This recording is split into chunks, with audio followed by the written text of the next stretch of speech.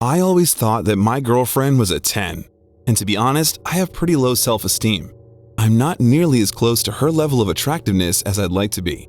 To get a pretty clear picture of me, let me describe myself in a few words. I am shorter than my girlfriend. I have no visible abs. My arms are skinny. I still have pimples on my face even though I am 28 years old. My job, well, is not one I can be particularly proud of. Even though it pays the bills, I work as a receptionist at some hotel at the edge of town. Now, let's move on to my girlfriend. She's tall, has beautiful green eyes, dark hair, full lips, and whenever we go out, people would just stare at her, and sometimes other guys would even walk up to her and ask her for her number. Even though I am right there next to Michelle. That's her name. She would always say that I am the one for her and she loves me. But lately, I don't know. Something feels off. I see her on her phone most of the time, smiling or even laughing. And if I ask what's so funny, she would just smile at me and say that she's talking to her friends. But I didn't think that to be true. I thought she was cheating on me, and it would be just a matter of time until she would break up with me and go for another guy who was in her league. One night, while she was asleep, I heard her phone buzz. I didn't want to be the type of guy to snoop around and to not trust her, but something told me to see who messaged her. I got out of bed, slowly walked to her nightstand, and just as I was going to pick up her phone, I heard, She woke up.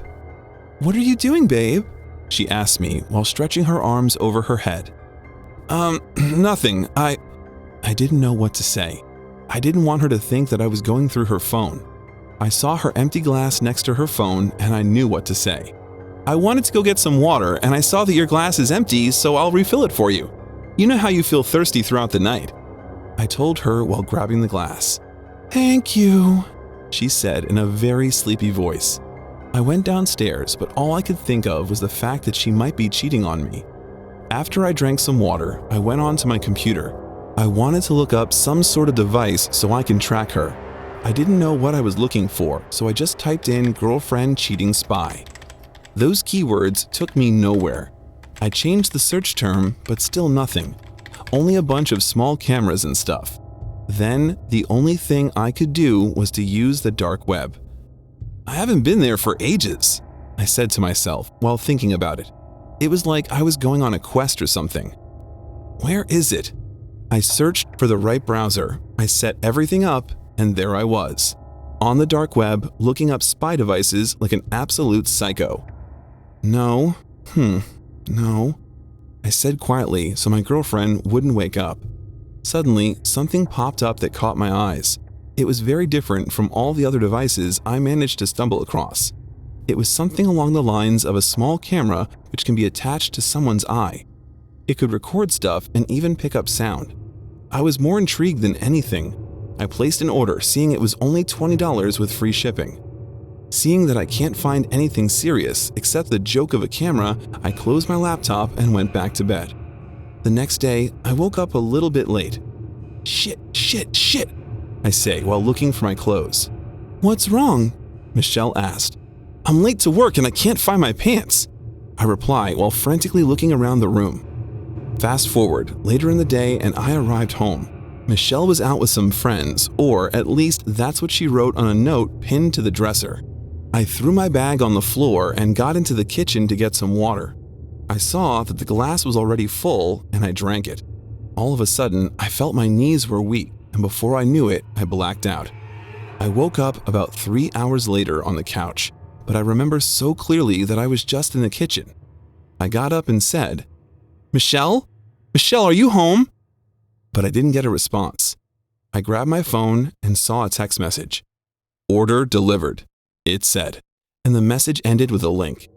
I didn't want to click on it, thinking it was something spammy, so I just ignored it so I can call Michelle. "Hey baby, did you get home?" she said. "Yeah, where are you?" I asked her. "Just out with the girls having a couple of drinks," she said. I got nervous. I didn't want to sound controlling, but I didn't trust her friends. They always seemed like they enjoy getting around, if you know what I mean. "Okay babe, I'll be waiting for you. Stay safe," I told her. "Sure thing. I won't be long. Love you," she replied. I I wanted to go to the bathroom, but something seemed wrong. It was like I had something in my eye, and it tickled a little bit. I started rubbing and rubbing. At that moment, I got another message. "Don't do that. You'll hurt your eye." I was baffled. Who could have sent that? It didn't say from which number it came from, just like the delivery one. I looked around, looked outside, but there was no one there, just me. I decided to click on the link and it sent me to a video. It was my living room. "What the hell?" I said. I moved around the house while looking at my phone and I noticed that the video was live. It was broadcasting from inside my house. And worst of all, when I blinked, the screen would go black. "This can't be happening," I said while wanting to text the person who did this to me. But I couldn't send anything because I didn't have a number. Instead, I got a new text. "Don't bother trying to contact me. You can't. All you can do is speak and I'll hear it. Maybe I'll respond and maybe I won't," the text said. "Why did you do this? Do you think it's funny? What did you do to my eye?" I asked, speaking by myself in the house. "Are you this dense? Why do you think the camera was so cheap? With such impressive technology, I own you now. Everything you see, I see. So if you don't want me to ruin your life and steal every password and every cent you have, be sure that you're gonna pay. Oh, and don't even think about closing one eye when you enter a password or a card PIN. You'll slip up eventually. And I have all the time in the world," the next text said. I couldn't believe it. I was being blackmailed and I couldn't do anything about it, all because I was sure that my girlfriend was cheating on me. I sat there on my couch and thought to myself, what can I do to get out of this mess? But I didn't speak. I didn't want the guy to hear me. In the meantime, my girlfriend came home. After those drinks, she was feeling kind of frisky, but I couldn't let the guy see what I saw. "I'm tired, baby, not tonight," I told her. She got upset and went upstairs. "Wouldn't mind seeing that," the next text said. After that day, my life kind of fell apart. I couldn't be with my girlfriend. I couldn't do anything because I was thinking that that guy could see it. I couldn't focus on other things. I couldn't pay attention at work. I nearly got fired because of that camera. The guy kept bombarding me with all kinds of messages, commenting on everything I did. I started to become depressed. I couldn't take it anymore. One evening, I had a little bit to drink, and I don't know why, because of the alcohol or the depression, I went outside. Drove drunk to a nearby bridge and hopped up on the ledge. I didn't want to live anymore. I couldn't live like this. Did you enjoy this story? Do hit the subscribe button because part 2 will be releasing soon. On to the next video now.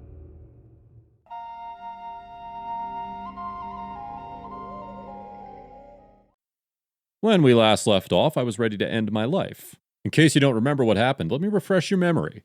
So as the insecure man that I was, I went online to search for devices that would permit me to spy on my presumably cheating girlfriend.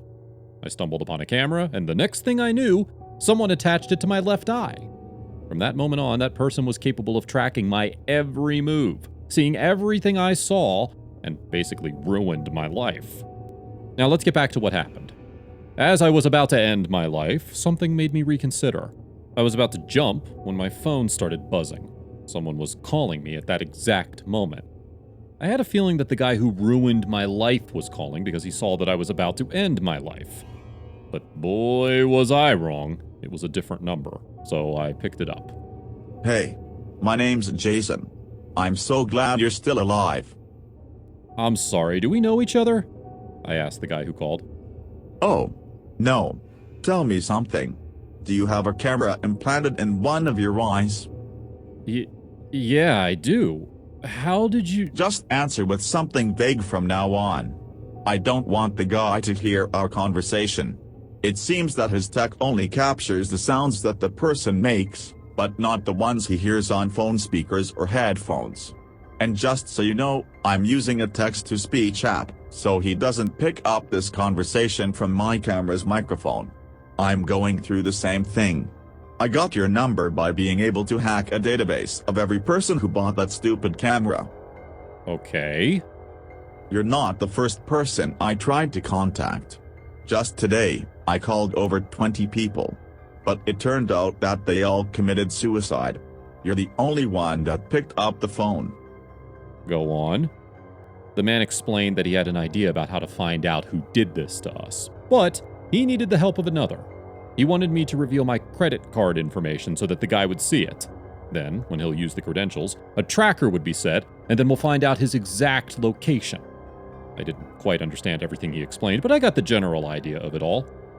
"Tonight," I said, so I won't reveal any details. A wide smile appeared on my face, something that hasn't happened in ages. I immediately went home. My girlfriend was waiting for me. She was on the couch. I could see the pain I caused her for some time now. I went to her, gave her a hug, and told her that everything will be okay. She didn't even look at me. It was like we became total strangers, and I know that my behavior caused that. I didn't want to lose her. I went into the bedroom and pulled out my credit card. I then made it look like I was adding the details to a website so that I would make a purchase. The plan went on as expected. I quickly received a text from the one who implanted the camera. "I knew you'd slip up sooner or later.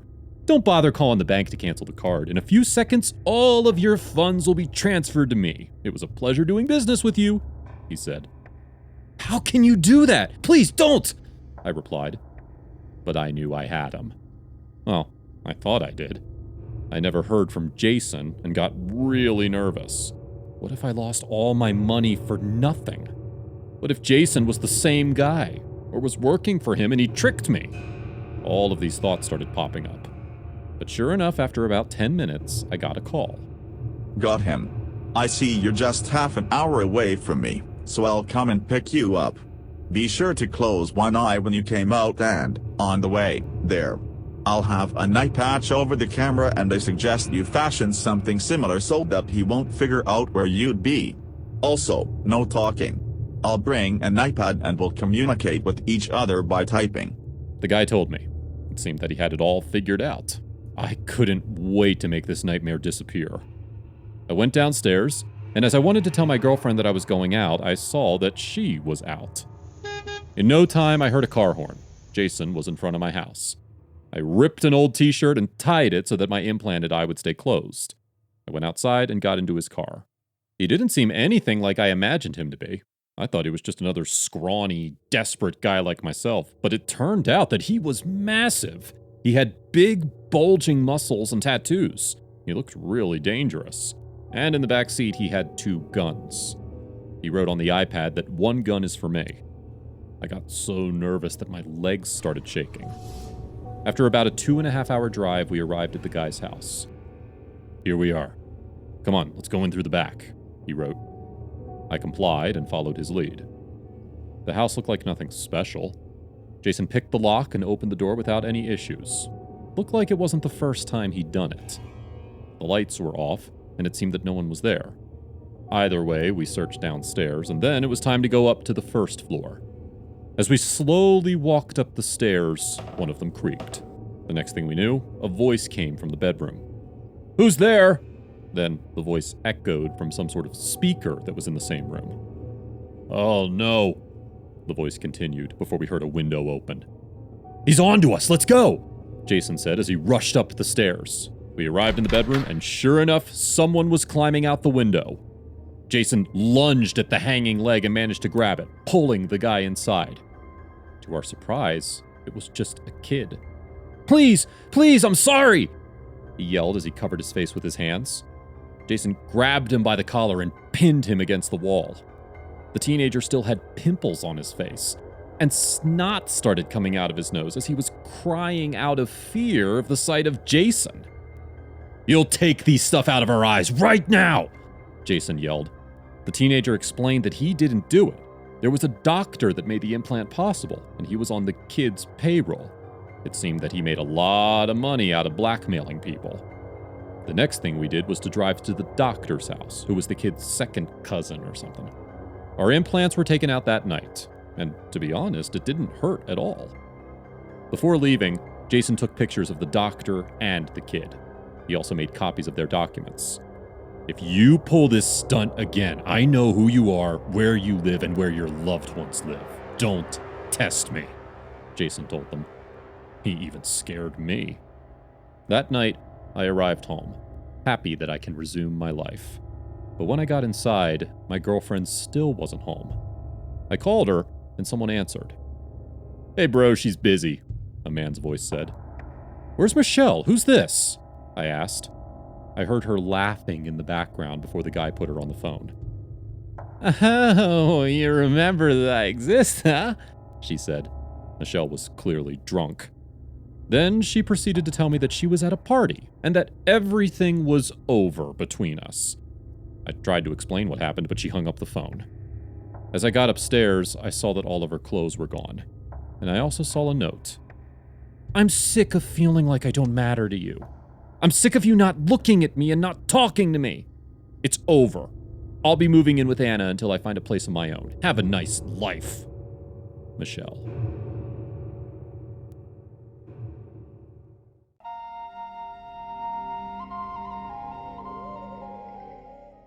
"Don't tell me you want to eat all that," I said to my coworker Joe, who was staring at a huge plate filled with fries. He shrugged and started to eat.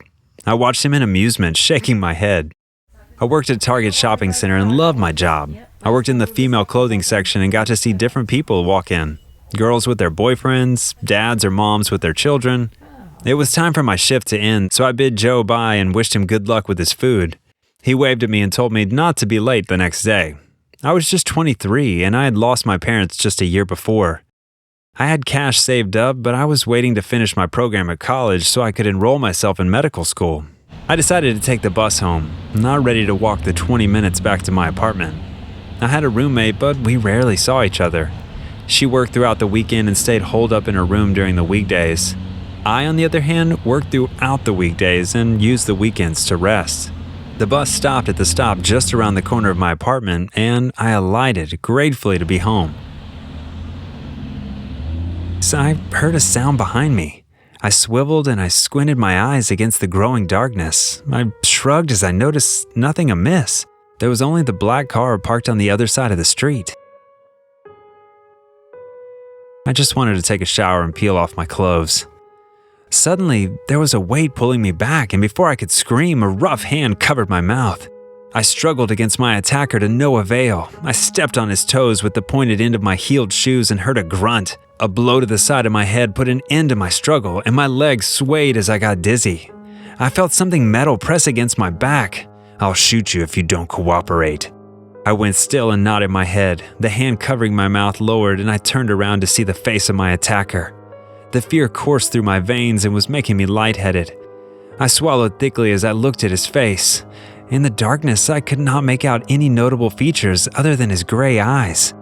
He pointed to the car I saw earlier and told me to walk to it slowly. I did as he said, and he opened the back door inside. I entered without hesitation and clenched my hands into my fists to stop them from trembling. Was I being kidnapped? The car sped off after the man sat down beside me. After a long ride in the car, with my heart in my throat, the car finally came to a stop and I was pulled down roughly from the car. We were in front of what looked like an abandoned warehouse, and I knew that if I screamed, there would be no one near to hear me. "Jane, I've been waiting for you." My blood chilled as I stared at the face belonging to that voice. It was Ethan, my ex-boyfriend. I looked at him as he approached me with my mouth open. He had a hideous scar at the side of his face, the scar I caused. His hair was all burned out. He had only one working eye. He looked scary. My face paled. There was no way Ethan would let me go. Ethan and I had been dating for about 4 months when we decided to travel for a vacation. On the road trip to a famous hotel, our vehicle had an accident. An approaching SUV had crossed into our lane and crashed into us. Post the horrifying impact, we both clamored to get out. I got out first, with Ethan trying to come out behind me. He got stuck and reached out his hand so I could pull him out. I was crawling back to him when I smelled something burning. I saw a spark at the front of the car and realization dawned on me. The car was going to blow up. "Jane, help me out!" Ethan yelled. With my eyes wide in panic, I crawled away from the car, staring at Ethan's horrified face. The car exploded and I watched as fire slammed into the side of Ethan's face. I ran, sobbing at what I had done. I had chosen to save myself instead of trying to rescue Ethan. After I got rescued, I moved to another state and started a quiet life there, intent on forgetting about the incident. Now, Ethan was staring at me, a gun in his hand pointed at me. "You left me for dead." How do you feel knowing that I survived? I couldn't say anything. My mouth was dry and tears fell from my eyes. Ethan kidnapped me to kill me here, for revenge. I'm not going to kill you yet. I'll make you suffer first. You have been my target for this past month, and it had grown quite boring watching you live a normal life. You don't deserve it. He motioned to the guys who brought me, and they came to me and dragged me to the warehouse. Ethan gave me a cold smile that promised a lot of pain. I spent the night with my hands bound in a dark corner of what looked like a prison cell. When I woke up, it took a few seconds to remember the events that brought me here. It was cold and I was still wearing my uniform from Target. Ethan came to my cell and he had them drag me out. They placed me on a chair and Ethan stood in front of me. I smelled petrol and I saw a keg of it beside Ethan. You're going to suffer like you made me to. Please, Ethan, I will do whatever you say. Please let me go, I beg you. I choked out my first words since I got here. I was so scared. Ethan ignored me and offered one of his guys to pour the petrol around my chair. He brought out a lighter and smiled widely at me. Any last words, Jane? I shook my head, making sure my fear was evident. I would do all I could to survive. Unknown to them, I had freed my hand the night before and only kept them together to fool them. As Ethan opened the lighter, I lunged for it, knocking him to the floor. He fell into the petrol container and got soaked in it. The lighter was in my hands and I held it up to keep the other guys at bay. Ethan reached for me. Jane, not again! He was pleading with me. I dropped the lighter and watched the flames rise around him. Ethan started to scream and his guys rushed to rescue him. I ran again. It was true, I was a horrible person. I would always choose myself no matter the repercussions. This time, I would make sure to disappear to a place where Ethan would never get his hands on me again.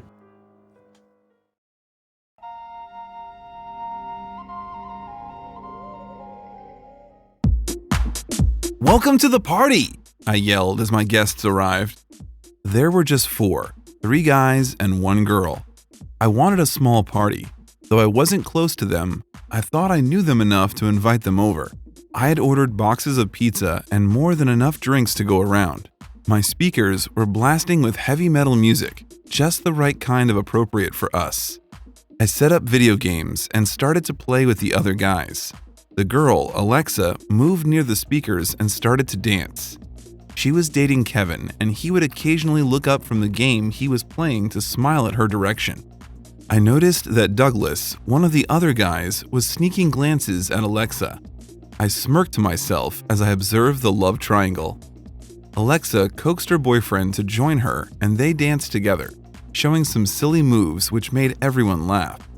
Soon, the rest of us joined them and we danced, enjoying ourselves. Kevin asked me for my bathroom and I pointed it out to him. He left us, saying that he would be gone for a while.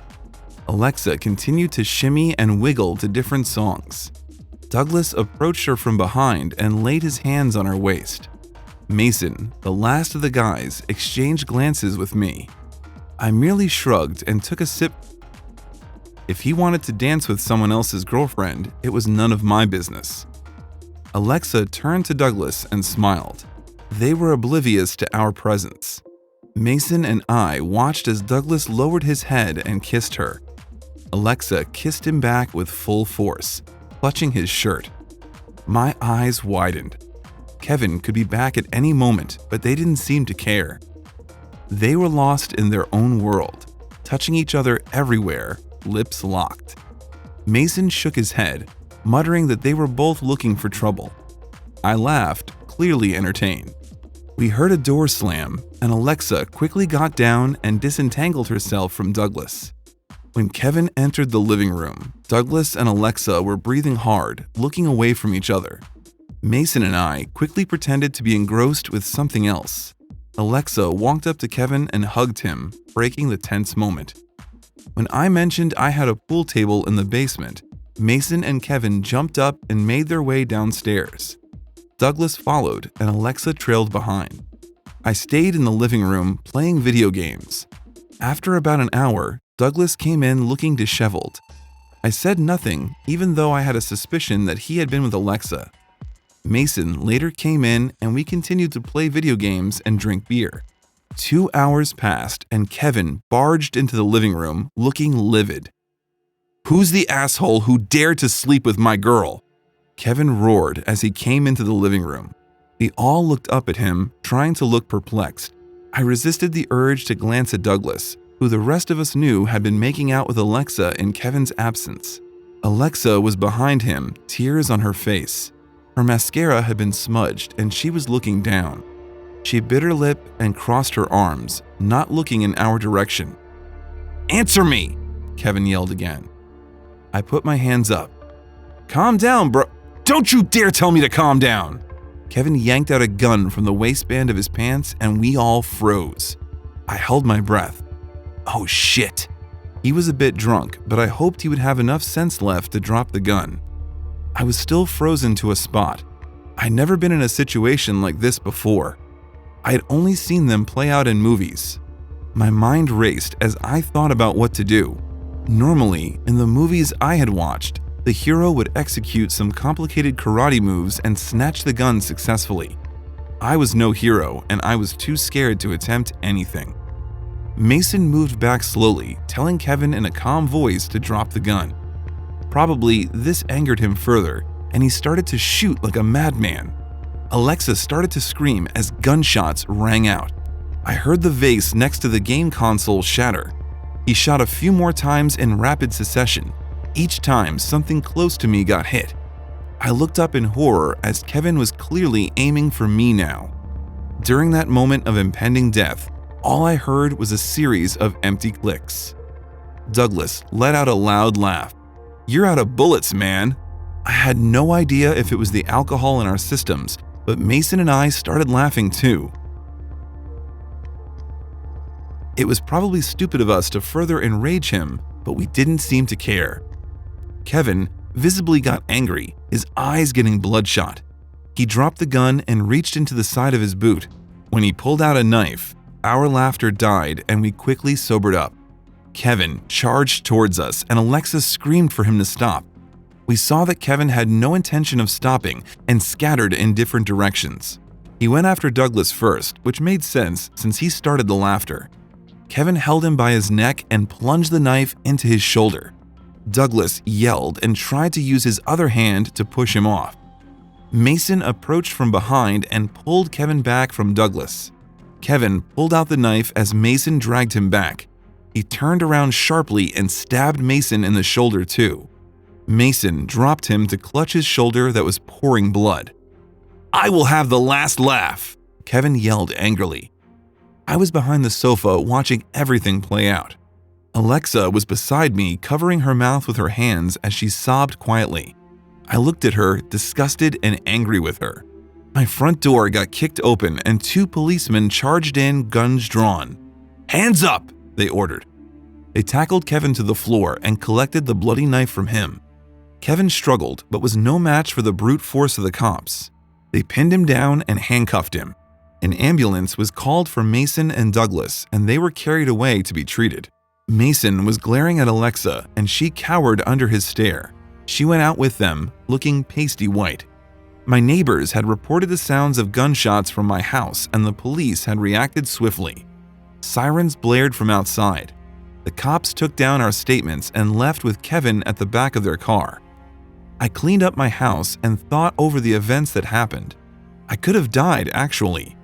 It was just hitting me as the buzz of the alcohol died down. That thought sobered me up completely.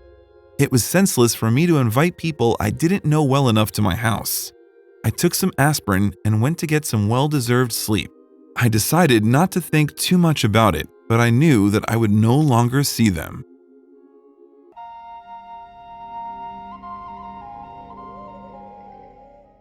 I smoothed down my navy blue dress and examined myself in the mirror. A dress stopped mid-thigh with a little swish that looked flirtatious. I smiled at my reflection before grabbing my purse. I had a date with a guy named Adam. We met on an online dating app, and our conversation had been interesting enough that we agreed to meet at a restaurant. The restaurant wasn't too fancy, but it was nice. I was genuinely interested in seeing him. This date might turn out to be great, and maybe things would proceed between us. I hailed a cab and I gave him the address. I got to my destination and I paid the driver. I took a steadying breath and I opened the door. My eyes roved over the people in the restaurant searching for him. There, I saw him sitting comfortably at a table. I slid over to the chair opposite him. "Haley?" Adam said, his throat bobbing. "You look nice." I smiled and told him he was looking great too. He was wearing a dark green t-shirt and his hair was a bit messy. I loved raw men, so I was pleased with my choice of date. He shook his head as if clearing his thoughts and tried to reach for the menu on the table. Tried because as his hands neared the menu, they managed to knock over the small container of salt and pepper. He immediately pulled back his hands, fast enough that he somehow smacked himself on the chest. I raised my brows as he apologized and said something about being clumsy. I shrugged it off and took the menu before placing my order. Mine was a steaming plate of spaghetti and meatballs, while his was some roasted chicken meal. He reached for the fork, but his hand missed it. It clattered noisily to the floor, and he grimaced as he bent to pick it up. As he straightened, his head banged the table and he hissed in pain. I didn't know whether to laugh or pull at my hair strands. How could someone be so clumsy and awkward? We hadn't even started talking. The rest of the meal went a bit smoothly, and we asked each other a couple of questions. He said he was a freelancer and worked from home most of the time. The dating site was an opportunity for him to meet someone since he was never out to make friends.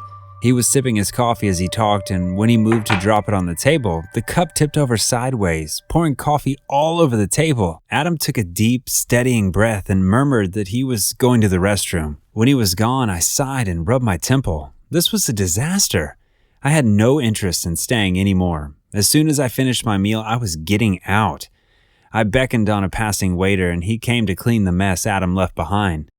He came back and plopped down on the seat with a miserable look in his eyes, and I felt pity for him. He must be beating himself up.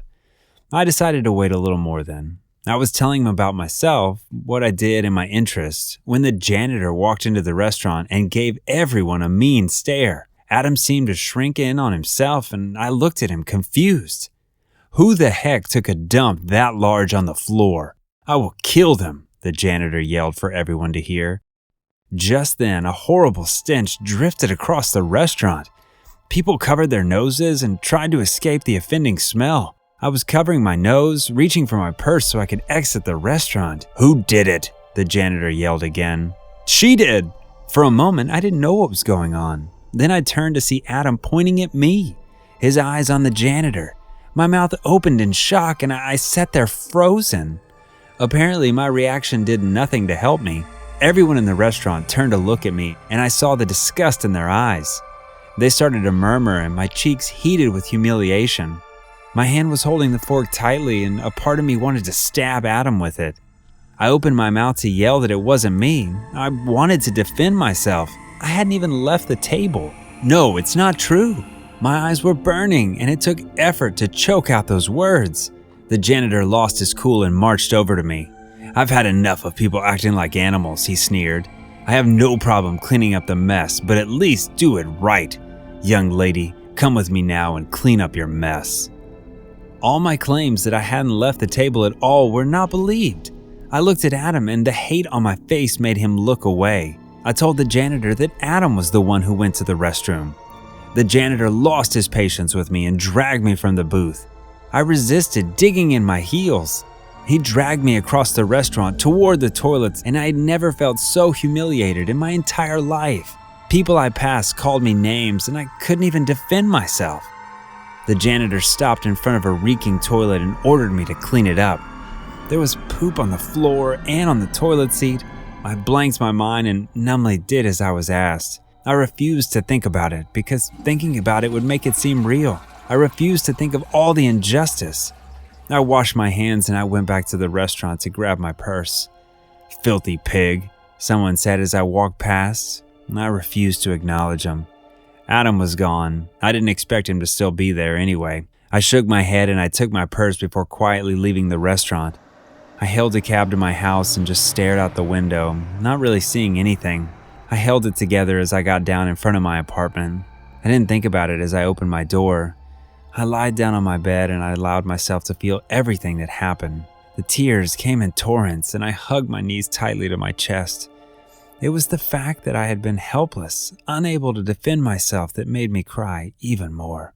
My sniffs lulled me to a gentle sleep as if to make up for what I had gone through. But I knew that that was the end of dating sites for me.